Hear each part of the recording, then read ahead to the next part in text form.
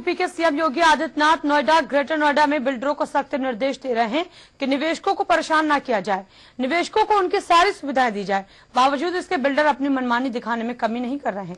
CM योगी के आदेश को ताक पर रखकर बिल्डर निवेशकों को परेशान करने में कोई भी कमी नहीं छोड़ रहे हैं।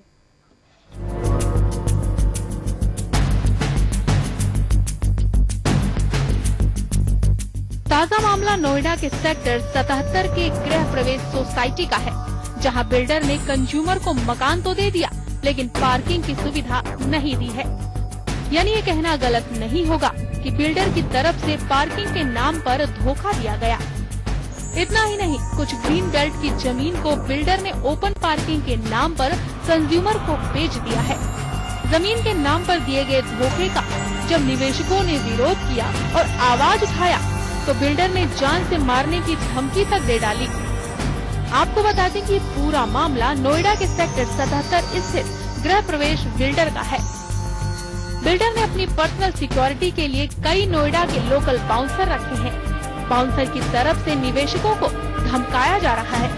के न्यूज की टीम ने कुछ निवेशकों से बात की और उनकी परेशानियों को जानने की कोशिश की। मैं अक्टूबर 2015 से यहाँ रह रहा हूँ।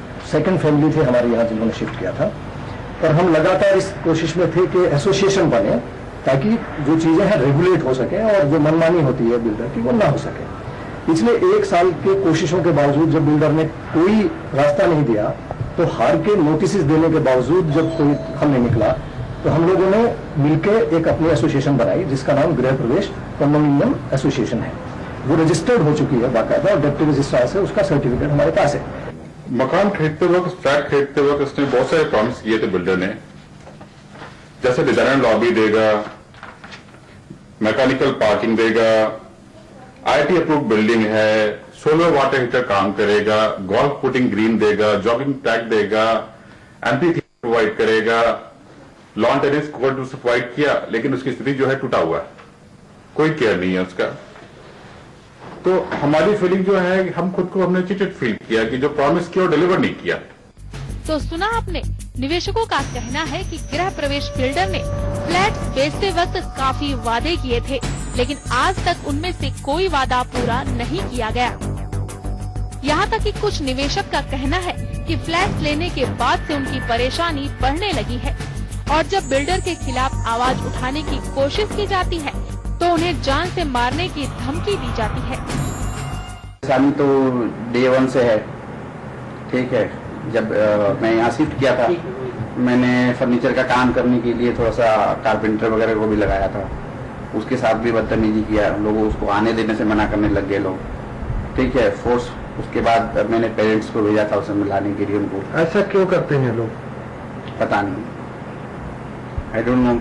अगर ऐसा परेशानियां हो रही है आप लोगों को यहाँ पे, करोड़ों रुपया देकर गृह प्रवेश जैसा छोटा बिल्डर जो हो, ठीक है, बहुत सारे नामी बिल्डर हैं, उनका फ्लैट लेते हैं। अगर इतना परेशानी अगर लेना हो तो लोगों को इसमें लेने में कोई इंटरेस्ट नहीं रखा।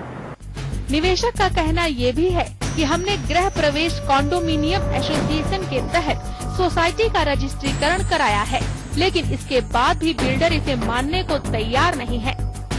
निवेशक की माने तो कई कमियां हैं जो बिल्डर की मनमानी को उजागर करती है। बेसमेंट में मैकेनिकल पार्किंग का प्रावधान नहीं किया गया, खुले एरिया में ओपन पार्किंग को नहीं हटाया गया, टावर्स के बीच कनेक्टिंग ब्रिज को दोबारा नहीं लगाया गया, मौजूदा समय में नए पेड़ नहीं लगाए गए, योजना के मुख्य मार्ग को समापन मानचित्रों के हिसाब से नहीं किया गया। आपको बता दें कि गृह प्रवेश के मालिक अभय सिंह हैं, जो अभी कुछ दिन पहले भी सुर्खियों में आए थे। कहना था कि नोएडा प्राधिकरण के कुछ अधिकारी ने इनसे रिश्वत मांगी थी, लेकिन जब इन्होंने रिश्वत नहीं दी तो नोएडा प्राधिकरण के एक अधिकारी ने उनसे फ्री में फ्लैट मांग लिया, जिसके बाद नोएडा प्राधिकरण के सीईओ ने एक अधिकारी के खिलाफ कार्रवाई की और उस अधिकारी को सस्पेंड कर दिया गया। उधर निवेशक की माने तो अभय सिंह ने नोएडा प्राधिकरण के अधिकारी पर झूठा आरोप लगाया था। ने रिश्वत मांगी है, सबसे पहले तो कोर्ट के डोर ओपन है, वो उसको FIR करनी चाहिए थी। वो सिर्फ प्रिंट मीडिया में ये बता रहा है कि मेरे रिश्वत मांगी गई। उसके बाद और भी राइट्स तो वो यूज कर सकता है, वो पुलिस में जाके FIR लॉन्च कर सकता है, नोटिस चैलेंज कर सकता है और नोटिस भी दे सकता है। तो ये सारा कुछ बेसलेस है, या तो कोई एविडेंस प्रूव करे, एविडेंस तो उसने कोई दिया नहीं अभी तक। ग्रेटर नोएडा और नोएडा में बिल्डर्स की मनमानी से परेशान निवेशक हैरान परेशान है। कॉस्मिक नाम के बिल्डर ने तो प्राधिकरणों के नाक के नीचे निवेशकों से हजारों करोड़ रुपए हड़प लिए। ग्रेटर नोएडा में मीडिया विलेज सोसाइटी के केस में 14 साल से होमोजीनियस का नियम ग्रेटर नोएडा प्राधिकरण लागू नहीं कर पाया।